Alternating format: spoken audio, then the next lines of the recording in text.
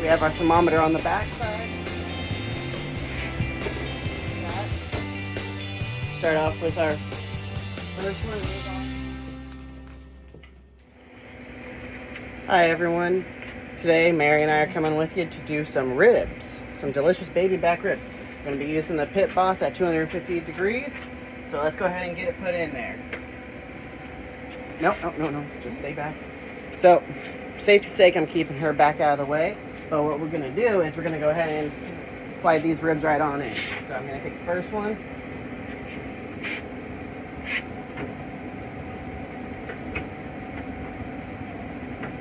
Very cool. See, got the rib in there. Now we're going to take the second one.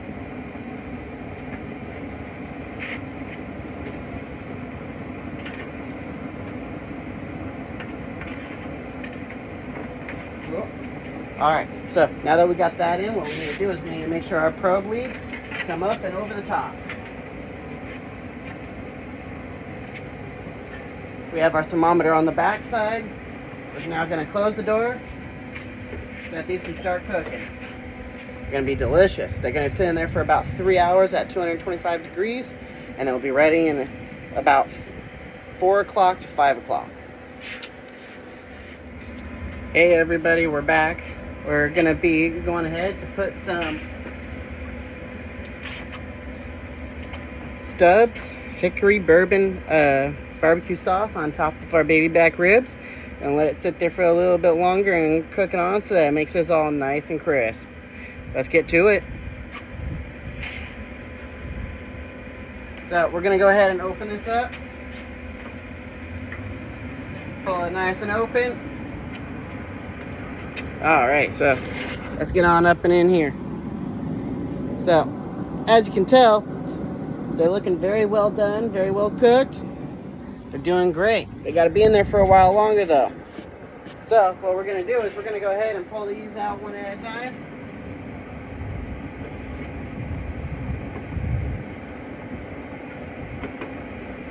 And we're going to go ahead and coat them with some barbecue sauce.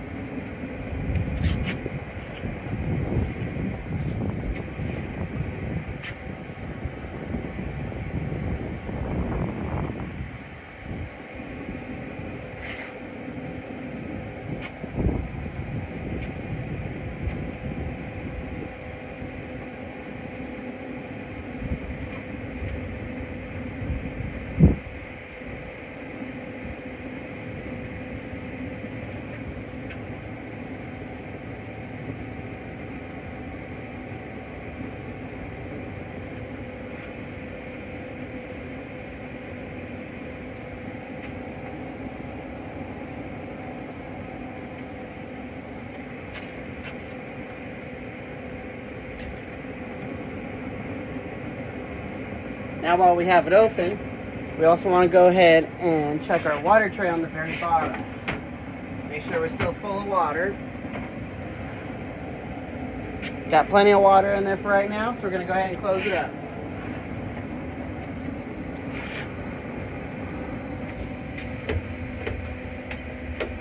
Alright, so what we're going to do now is going to leave it in there for another hour.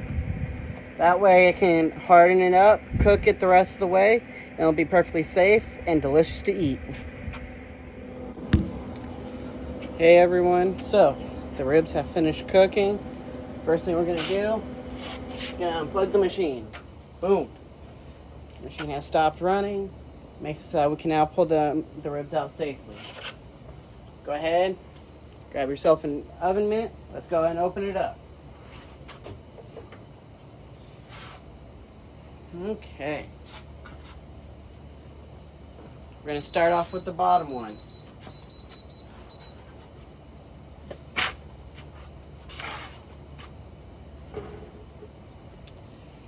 Get yourself some latex gloves.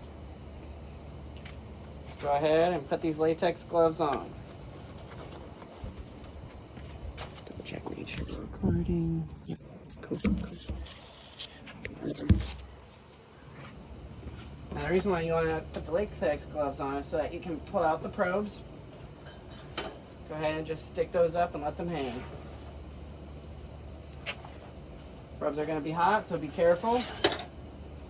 Alright, so now that we got that, start off with our first one and move on to our second one.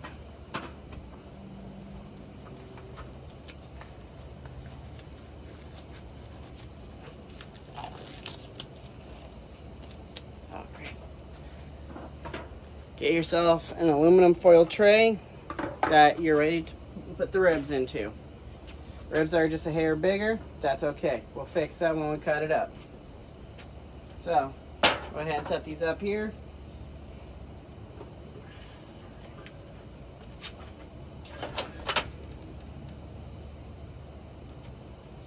I'm gonna need a bigger tray, aren't I? That's alright. We'll go grab a bigger tray in a minute.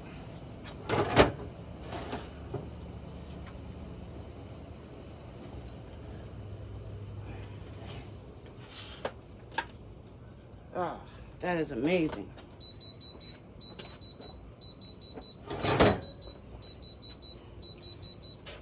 Close your door.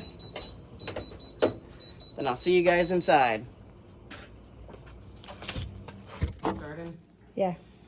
Okay, so what we're gonna do first is we're gonna cut up our ribs. We're gonna add them back into the tray, and then we're gonna coat them in some barbecue sauce, stir them all up to get them fully coated, and then we're gonna seal it in so that they stay nice and hot. We're gonna add them back out in the smoker later to retain the heat until it's time for us to eat. Let's get started.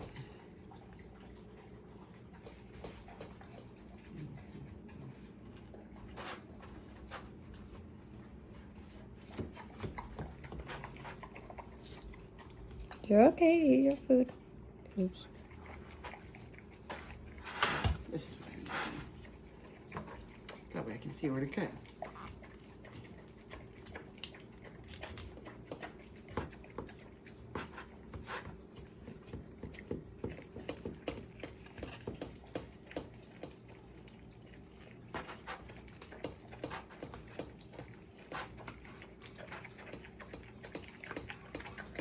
Now you know it's fully cooked when you cut into it and it looks fully cooked all the way through.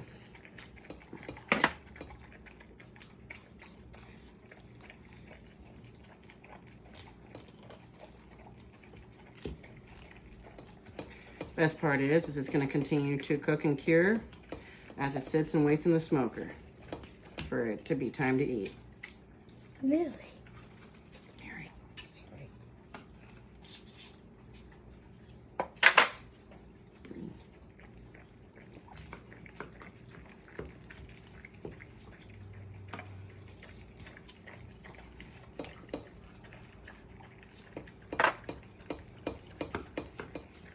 Now I'm cutting it on the back side.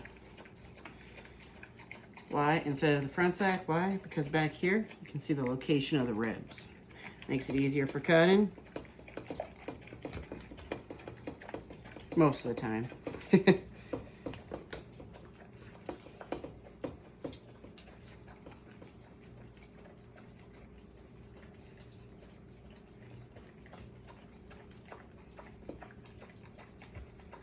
Now you want to be careful because sometimes you can accidentally cut yourself.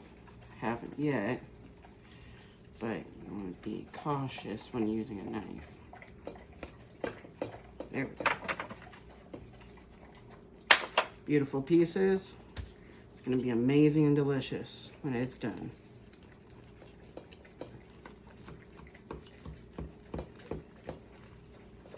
Now, why am I using plastic instead of wood for the cutting board? Mary, do you know why? Less mess. No, actually, the wood can sometimes hold bacteria inside of it. So when you're dealing with meats, the more you cut with wood, the more grooves you make in it, the more bacteria that can hide.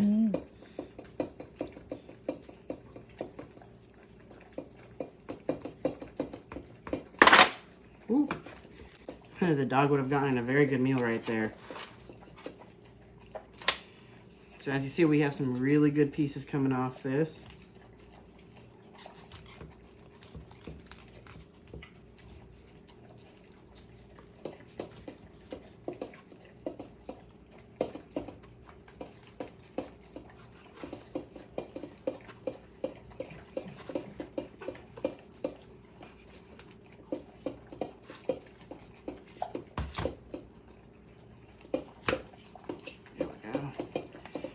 For a different knife, that one's having issues.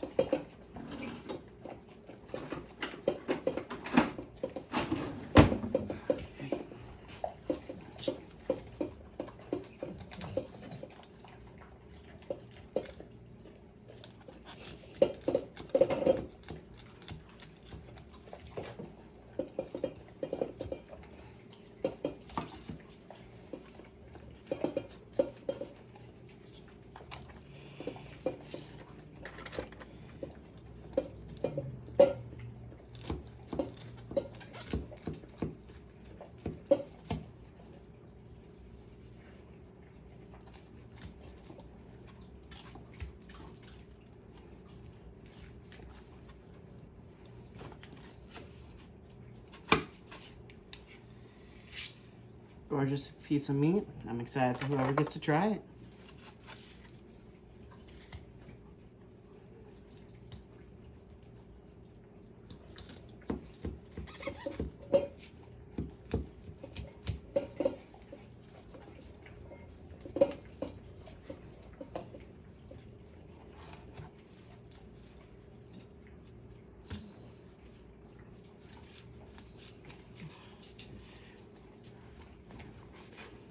When dealing with the harder pieces, you want to keep your fingers out of the way, or you could lose a finger.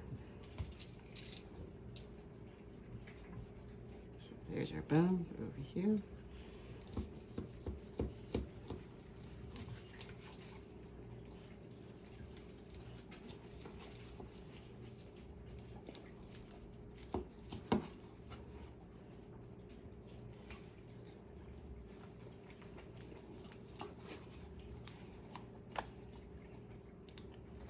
Now for the second piece. It is hot here in California. Probably not as hot as some other places.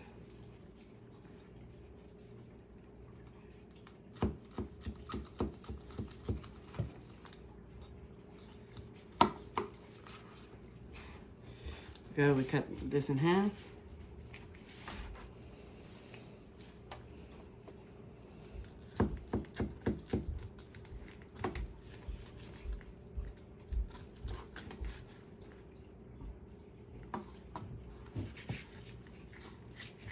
There we go. That's gonna be so good. Hear how the skin's crackling as I push into it? That's gonna be a great bite.